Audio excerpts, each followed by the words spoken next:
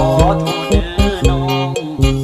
ที่มองน้องผิดพลั้งไปมันเป็นเพราะความห่วงใยเคยได้สัญญากับนางด้วยความหึงหวงจนต้องสองเราแยกทางสูญสิ้นเสียแล้วโนนางเดินห่างอ้ายขออภัยผู้สหายคนนั้นเป็นไผโนลาอ้ายเห็นที่ท่าคือมาเอาอกเอาใจเหมือนเป็นแฟนกันคนสำคัญของน้องสาวเห็นแล้วอ้ายเจ็บหัวใจบอกเลิกนางไปห้ามใจบ่ทันสุดท้ายผู้ชายคนนั้นที่ว่าบ่แม่นแฟนลาดอกนาเข้ามาย้อนหูจากกัน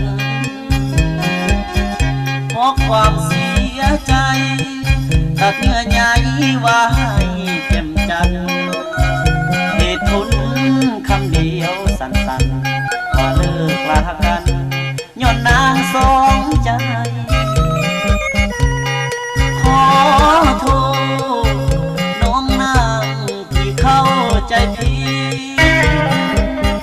อ้ายบ่ได้คิดเพราะห่วงย่านเขาแย่งไปบ่ฟังเหตุผลหน้ามนต์คนเคยเข้าใจสุดท้ายอ้ายขออภัยจากใจคนที่หวังดี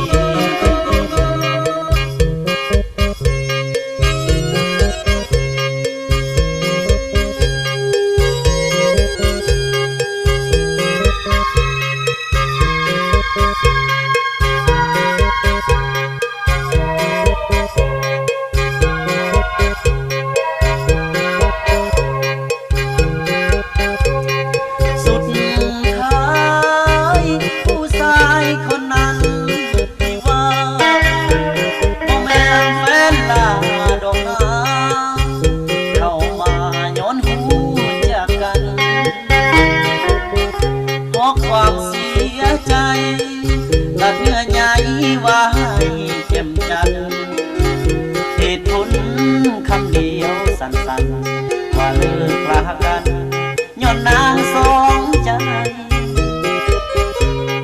ขอโทษน้องนางที่เข้าใจผิ